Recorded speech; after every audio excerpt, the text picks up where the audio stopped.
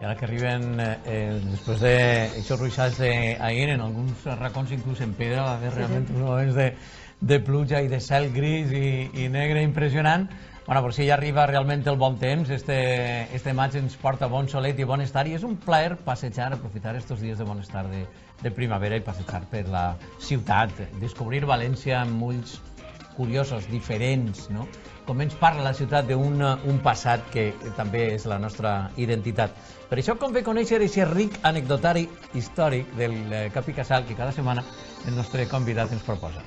Ell és editor, autor, valencianista i amant de les nostres tradicions, allò que es diu ara storytelling, i el relat del nostre poble és el que ens acosta sempre. Salva Raga, Salva, benvingut, bona vesprada. Benvingut.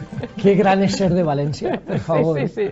I que gran és ser del València. Amunt. Estaràs a Sevilla? Per favor.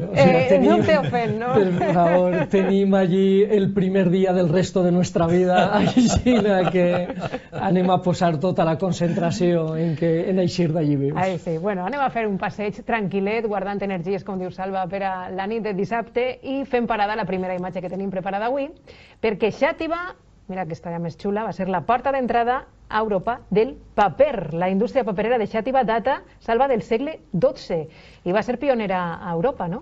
I molts xativins, molts socarrats, se preguntaran quan passen pel carrer d'Abu Masaifa quin trellat té el nom d'un personatge que òbviament té reminiscències fonètics àrabs, però que no sabem exactament quin personatge és. I este va ser un personatge interessantíssim. Sabem que la història de la humanitat acaba marcant-se per fites revolucionàries i la invenció del paper acaba fent que la transmissió de coneixements tinga una ferramenta molt més engrasada, una ferramenta molt més a l'abast de les persones normals. I sabem que la invenció del paper va ser una invenció xinesa.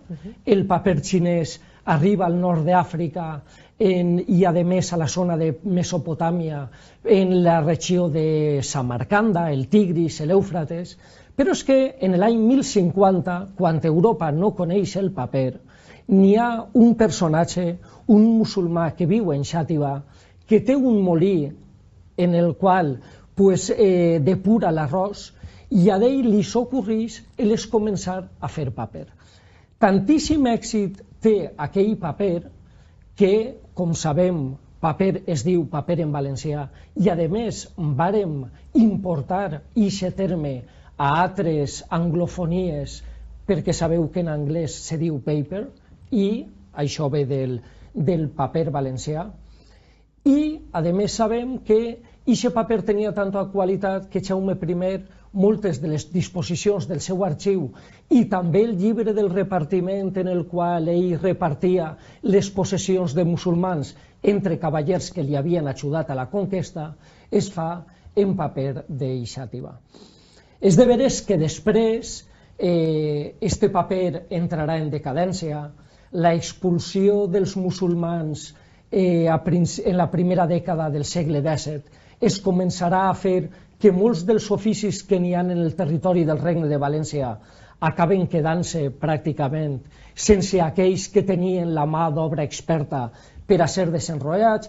El paper italià es comença a ser un paper més barat, tot el glamour que tenen els productes italians acabarà enfonant el paper de Xàtiva, però jo crec que podem dir amb moltíssim d'orgull que els xativins en aquest carrer d'Abu Masaifa tenen la primera fita d'un dels elements que acabarà fent que la cultura, que l'economia se desenrotlle i que, per favor, els xativins que estiguen escoltant-nos, una reverència a Abu Masaifa, perquè va ser el verdader artífex de que allò es produirà en les nostres terres. Molt bé, recordarem amunt, Abu Masaifa.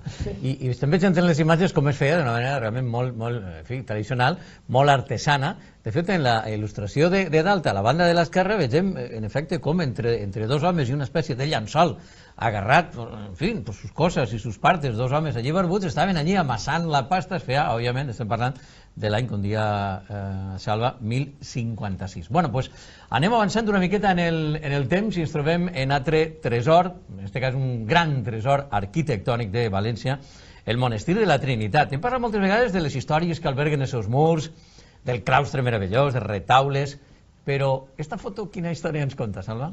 Tinc que dir, a més, sobre el paper, que a mi m'alegra especialment que en molts dels tallers que se fan en nanos de primària, de secundària, molts d'ells jo me trobo la sorpresa de que fan tallers de producció de paper, o sigui que, i a més, no a soles en materials textils, sinó a més també en reciclatge de cartró que arriba allí. Entonces jo penso que, a més, també seguim el rastre d'aquella fita històrica. I bueno, jo crec que els valencians tenim la tremendíssima sort de formar part d'una gran ciutat, de tindre dos grans equips de futbol en la primera divisió, però sobretot de que l'occipital parle la llengua de Joan Martorell, que parle la llengua de Bernat Fenollar, i el parietal, que parle la llengua de Tirso de Molina, que parle la llengua de Calderón de la Barca.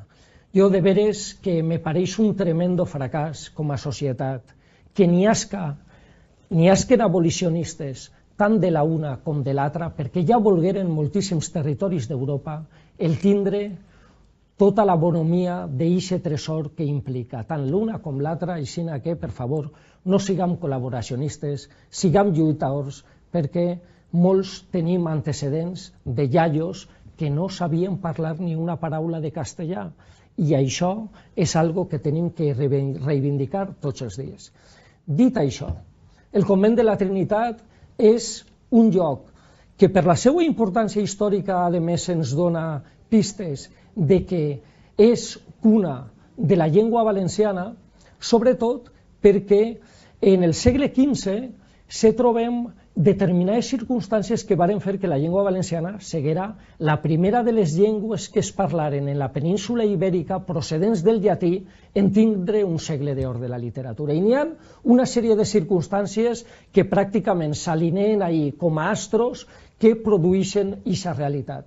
València té 75.000 habitants en aquell moment i a soles serà superada en la península ibèrica, en Lisboa i en Granada, per motius més que obvis. Després, el paper d'Ixàtiva acaba fent que tota aquella literatura tinga un sostre, tinga un forment en el qual es puga tindre una circulació entre la gent. Ja vàrem parlar de que la primera impremta que imprimeix una obra literària la tenim en el carrer de Portal de Valldigna. Se produeixen, a més, fets com que el rei Alfons el Magnànim inicia la seva conquesta de territoris itàlics i que altres territoris veïns a València, com Catalunya i Mallorca, estan patint determinades crisis, afecta alguna pesta especialment, i València és plena de mentalitats cosmopolites que venen de tota Europa per acabar fent que la llengua dels valencians, no oblidem que la primera vegada que es parla una paraula de castellà en el nostre territori és per mort del Sant Ofici, per mort de la Inquisició, perquè venen inquisidors de Castella a xusgar a persones xueus, moriscos, bruixes, homosexuals, que no tenien ni idea d'una paraula de castellà, i això, a més, també crea una indefensió especial en aquells procediments que formen part de la València més negra en moltíssima diferència. Però bueno, el pensar que Sor Isabel de Villena, Jaume Roig, Jordi de Sant Jordi, Joan Martorell, Ausiàs Marc converteixen la nostra llengua, la llengua de comunicació normal i natural dels valencians, en la primera llengua literària que n'hi ha en la península ibèrica, avançant-se a castellans, a portuguesos, a gallecs, a catalans, jo crec que té que donar-nos una pista d'orgull i una pista de compromís. I bueno, havíem nomenat a Sor Isabel de Villena. Qui era Sor Isabel de Villena? Pues Sor Isabel de Villena va ser ni més ni menys que la primera feminista de la nostra història. Olé.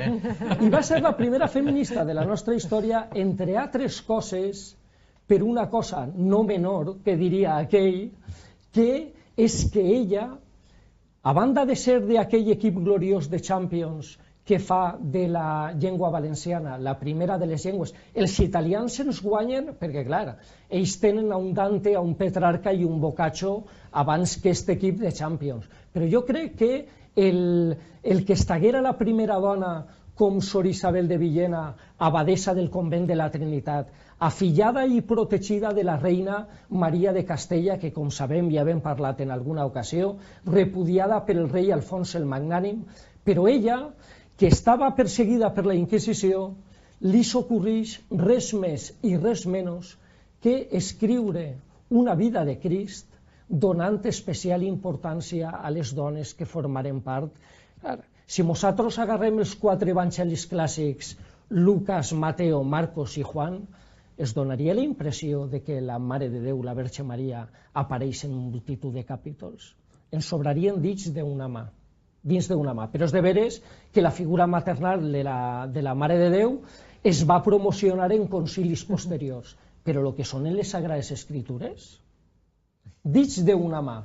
I és per això per lo que Sor Isabel de Villena, que és la primera escritora espanyola a la que li podem atribuir l'autoria d'alguna obra literària, i a més fa una defensa fèrrea de Maria Magdalena, de la Verge Maria, de Santa Anna com la mare de la Verge, de Salomé, de Santa Isabel.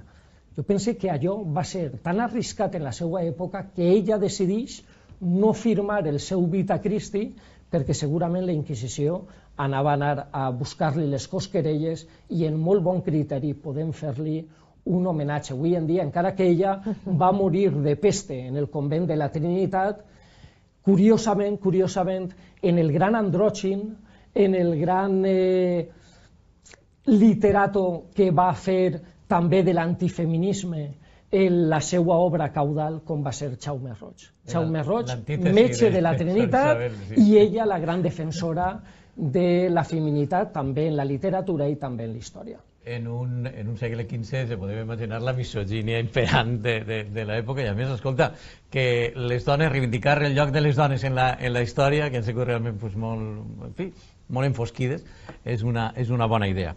Seguim amb motius d'orgull de la nostra cultura, encara que el temps ja quasi ens acasa, però bueno, encara que tenim 4 minutets.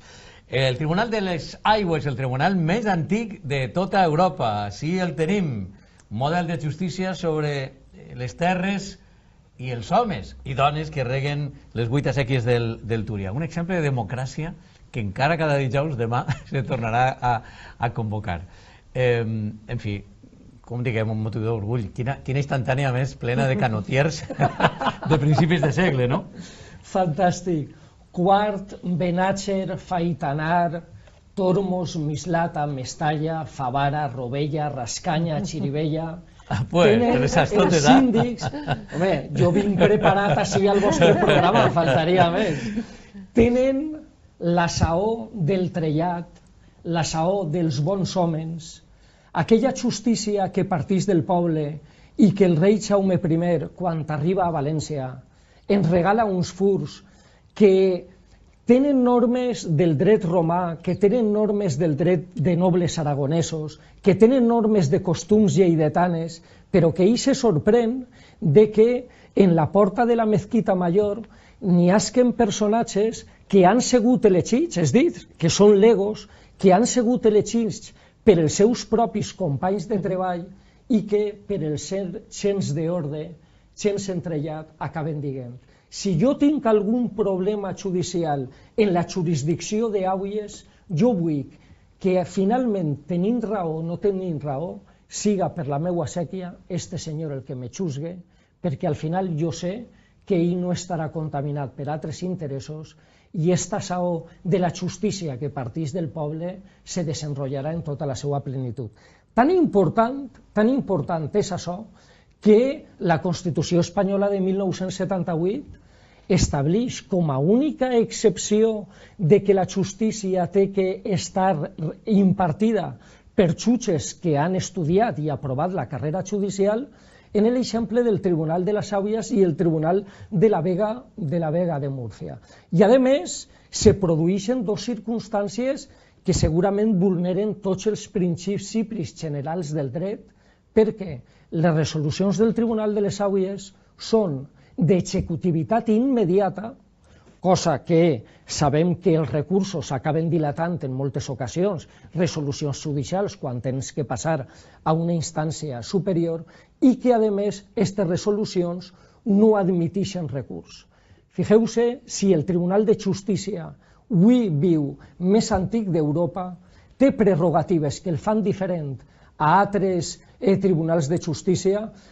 Este tribunal n'hi ha qui ha pensat que venia de normes romanes, però tenim un antecedent tremendament propet en les normes dels llauraors andalusís, en l'àmbit de les normes, i, ojo, cosa no menor, patrimoni immaterial de la humanitat, junt a les falles, junt al Ministeri d'Elx, junt a les festes de la Mare de Déu de la Salut en Algemesí. És que tenim tanta glòria que tenim que reivindicar-la i defendre-la. Pues cantor, en efecte, d'aixes glòries, així cada setmana a Salva Barraga sempre li agraïm perquè és motiu d'orgull d'identificar-nos en tot el bo que tenim al llarg de la nostra història. Gràcies, gran plaer, Salva. Gràcies, Salva.